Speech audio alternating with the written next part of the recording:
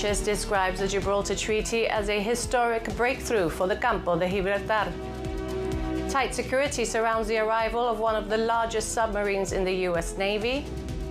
An RAF aircraft providing hantavirus medical support in Tristan da Cunha stops at the Rock to refuel. The Commonwealth baton is unveiled on the Rock ahead of the traditional relay. And World Boxing endorses the Gibraltar Boxing Association's application for membership.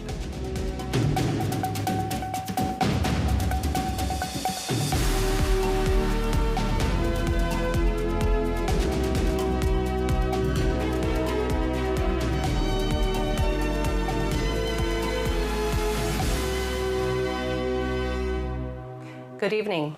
Pedro Sánchez has described the Gibraltar Treaty as a historic breakthrough for the Campo de Gibraltar, reiterating the Spanish government's view that it will dismantle the last wall in the European Union. With campaigning for the Andalusian elections in full swing, he visited La Línea in his role as leader of the Socialist Party to back candidate María Jesús Montero. The Socialist Party, the PSOE, is aiming to take control of the Andalusian regional government, the Junta de Andalucía, from the Partido Popular in next Sunday's votes. This Sunday, the Spanish Premier has just been meters away from our Rock. Today, he visited La Línea and the Palacio de Congresos there in the background. He came in support of the Socialist candidate María Jesús Montero, who will be contesting the Andalusian regional elections next Sunday. Pedro Sánchez received a warm welcome in La Línea with flag-waving supporters and cheers from party activists, as Andalusian music set the tone for the socialist rally. But beyond the atmosphere inside the Palacio de Congresos, there was also intense national media interest in the Spanish Premier's visit. Although the event centred on the Andalusian election campaign, much of the attention focused on the recently announced Gibraltar Treaty and what it could mean for the city. That message was quickly picked up by the socialist candidate María Jesús Montero. Hoy estamos aquí en La Línea, una población, una sociedad que ha reclamado durante tantos y tantos años que se derribara la verja.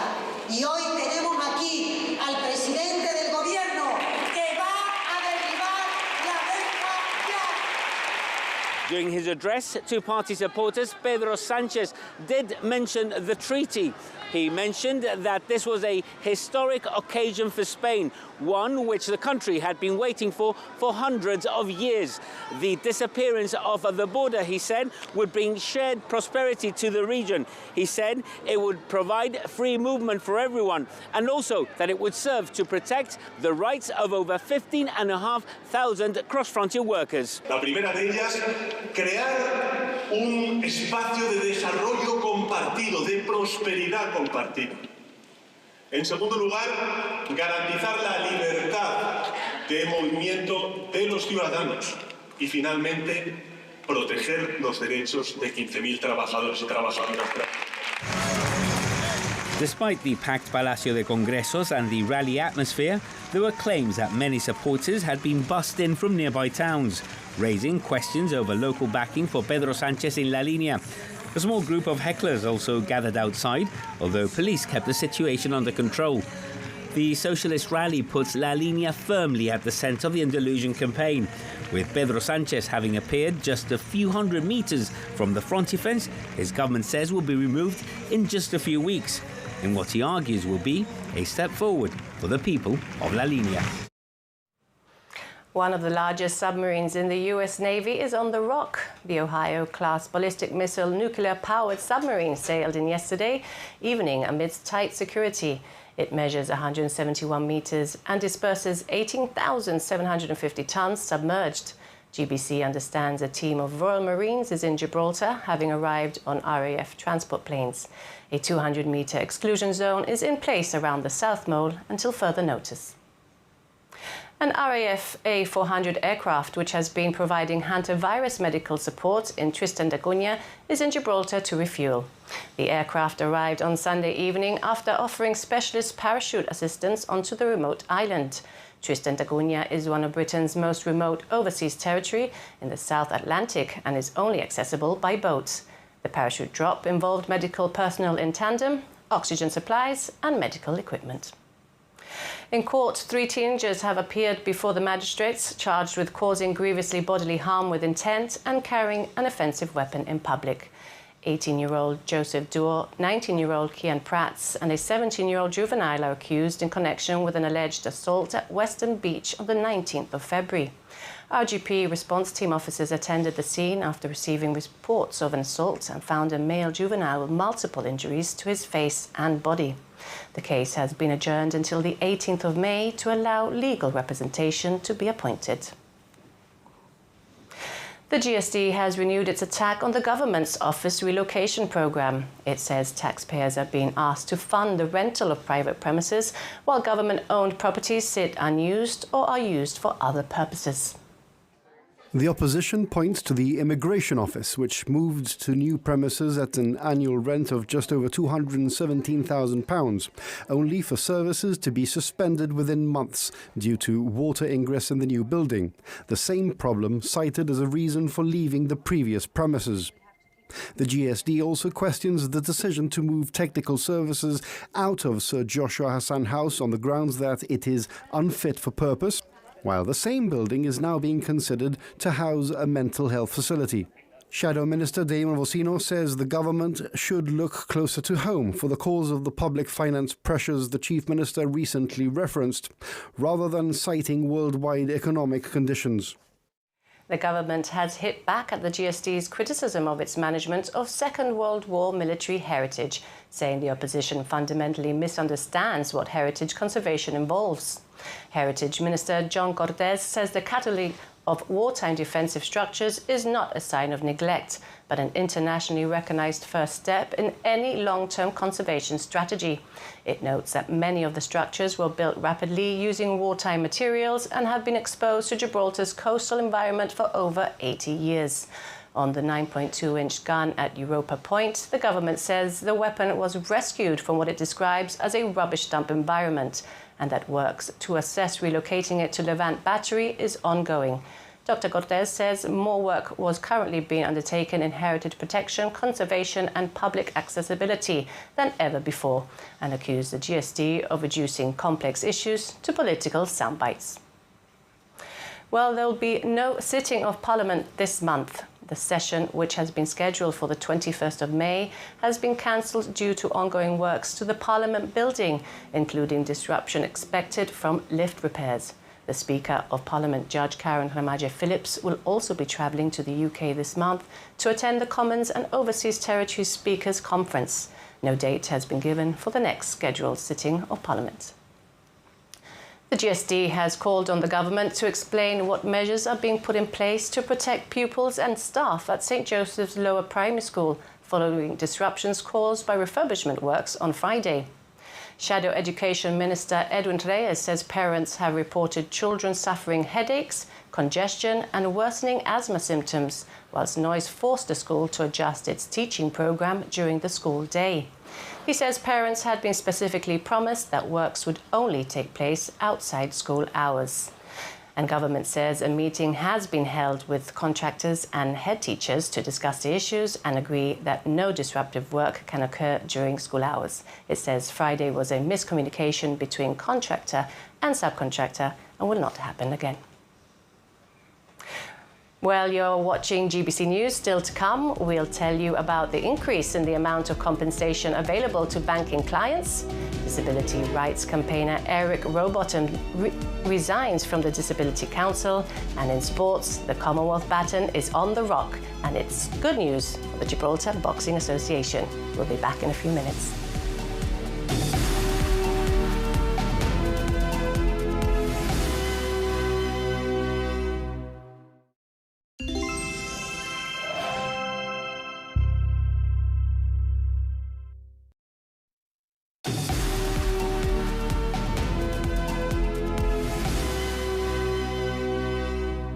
Welcome back.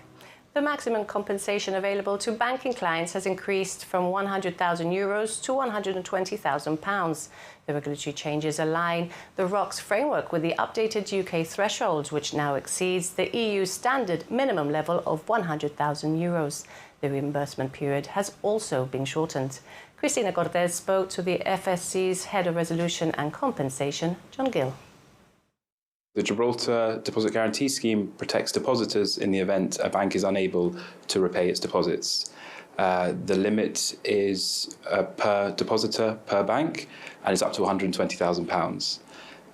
It's a key pillar in Gibraltar's financial and regulatory framework.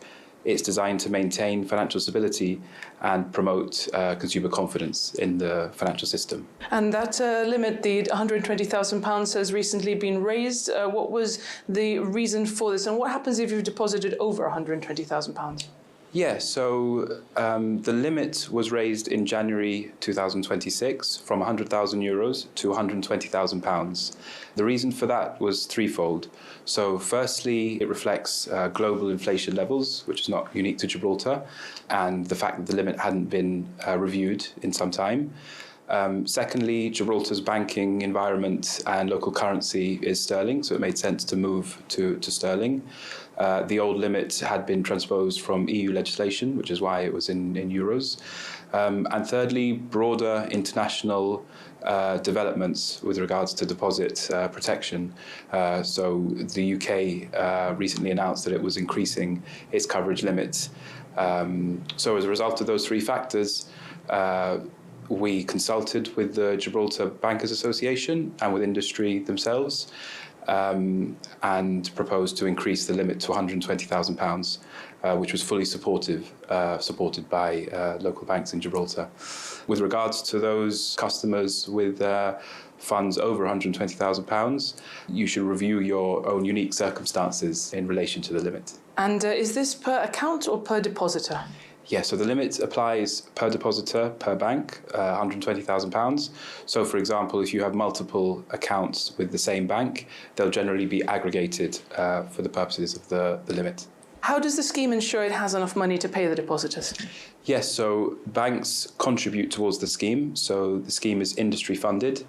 We've been collecting contributions from participating firms since 2017. We have to meet pre-defined regulatory targets in legislation, which is part of international best practice and standards. And is this only for regulated institutions? Yes, so the Deposit Guarantee Scheme is for participating banks and credit institutions which are regulated by the GFSC. Does this cover the Gibraltar Savings Bank? So no, the Gibraltar Savings Bank is a government entity and is not part of the Gibraltar Deposit Guarantee Scheme. And what lending institutions does this cover? Does it apply to any lending institution? No, so not all lending institutions are covered by the scheme. It applies to deposit-taking entities, for example, credit institutions.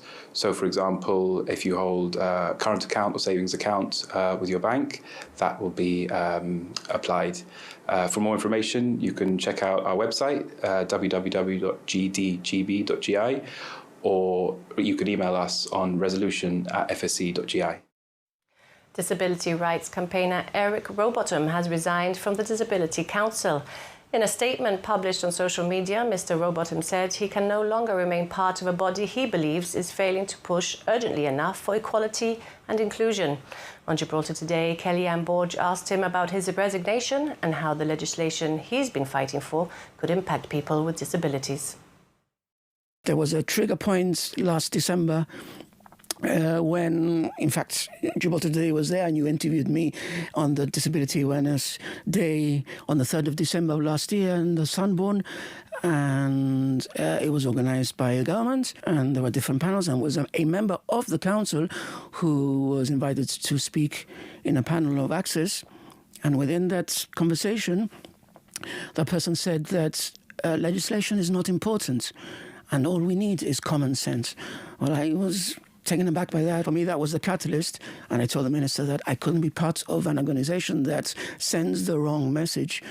I've spent practically my whole life raising awareness on the issues, fighting, at least the last 5 years, fighting for the 2017. We're in 2026, the 2017 Disability Act to be fully enacted. There are 2 sections there that have not been enacted since then.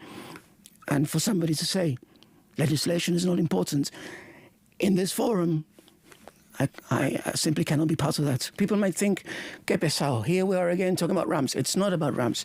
It's about how the community sees people with disabilities. It's about providing signage, providing accessible toilets, providing parking spaces, providing access to buildings, to the workplace, to shopping, to everywhere. It's actually the community bringing in this section of the community that is being left out and is today being left behind. And I remember speaking to, in 2023, summer of 2023, before the last general elections, the then Minister Sacramento, who was a Minister of Disability, and she said, look, we're going to do this before the end of Parliament. Little did I know that there was going to be an election in November or whenever it was in that same year. It never happened. And here we're again. And I told the Minister, Mr. Santos, last week when I met with him, I said, look, she gave me this answer in 2023. And a couple of months ago, you gave the same answer in Parliament to the leader, the opposition member that asked exactly the same question I asked 3 years ago, and you answered exactly the same thing, and he keeps on answering me, it'll be done before the end of Parliament. And I told him, look, I've heard all this before. I don't have any reason not to believe him, but I've heard it before and it hasn't happened. Well, in response to GBC questions, the government says it's regrettable Mr. Rowbottom has resigned from the council as his input was valued and appreciated. It says Section 14 of the Disability Act is coming into effect within the next month, and explained that work to enact Section 13 is divided between the public and private sectors.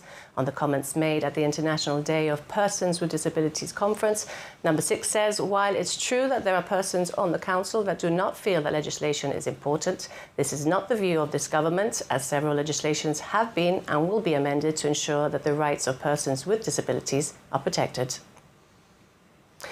The King's Baton Relay has taken place on the Rock, marking the countdown to the Commonwealth Games in Glasgow this July. The long-standing tradition sees the baton travel through all the Commonwealth nations, carrying a message from King Charles as head of the Commonwealth. The baton's design was officially unveiled at the Mayor's reception, attended by MPs, representatives from Commonwealth sporting organisations and junior athletes. The relay began at the convent and was handed over to the first runners by the Governor as patron of the Gibraltar Commonwealth Games Association. It was passed on at various points along Main Street and taken to several iconic locations around the Rock. The baton will next go to Malta. And it's good news for the Gibraltar Boxing Association, which has had its application for membership of World Boxing endorsed. Minister for Sport Leslie Brusong said he was delighted with the news, meaning the GBA will have the opportunity to send boxers to the Commonwealth Games. This, he said, would be a massive achievement and proof of how far the association and local boxing has come in the past 2 years. The minister highlighted the resurgence of amateur boxing, crediting the GBA committee for having worked hard in reforming and reconstituting the association. And in other sport, the Gibraltar Half Marathon attracted over 120 people. The European Squash Masters came to an end, and Gaba's under-14 team progressed to the semi-finals of the Gadis League. Here's Jose Mari Ruiz, the latest. It was a busy weekend of sport on the Rock. In futsal, the Premier Division playoff finals got underway with Europa taking on Lynx in the first leg. Europa were sharp from the off, goals from Consigliero and Cobello putting them 2 up before the Zusa pulled one back for Lynx just before the break. Europa restored the advantage in the second half through Santisteban, and despite Lynx pushing hard for a way back in, a late red card for captain Ethan Perez summed up their afternoon. Europa won 4-1, drawing first blood. They now go again this coming Saturday, kick-off at 6. The team performed really well and very happy for the first win, but nothing really, we haven't finished yet. Second game to play for. Now it's time to recover and go and play for the next game. On the squash court, the Gibraltar European Masters wrapped up its finals day at the Europa Point Sports Complex. Beverly Brockway was the standout performer in the women's competition, claiming back-to-back Masters titles after a hard-fought 3-1 win over Colleen De Vincenzi Clemens. In the men's over 40s, Ivan Flores took on Christian Navas, and what it may have lacked in exotic rivalry between two familiar names, it more than made up for in shot making. Flores came out on top, winning in straight games, though the third game alone had the crowd on their feet, going all the way 13-11. Always with Christian, I need to play the best squash because he's a good fighter. And bueno, another final, no? I don't know how many matches we played together. The Athletics Association held one of the most anticipated events of the year, the Gibraltar Half Marathon. The race attracted over 120 athletes, with it getting underway bright and early on Sunday morning. It was on your marks, get set, go at 8:30. It took Julian Sheriff just over 1 hour and 16 minutes to complete the course and crown himself champion. And a big congratulations to Cynthia Sanchez from Dos Hermanas Running Club, winner of the women's category. Turning our attention to basketball now, and in the Cadiz League, Gaba's under-14 girls have progressed to the semi-finals of the competition after they beat CBC Cadiz 69-37. They'll now face off against the top-seeded team in Group B, CB Prado del Rey, who are so far undefeated this season. Well, thank you for watching GBC News. We say goodnight with images of the MedSteps 5 Challenge as walkers, runners and maybe even crawlers brave the steps on Saturday morning in aid of cancer relief. Enjoy your evening.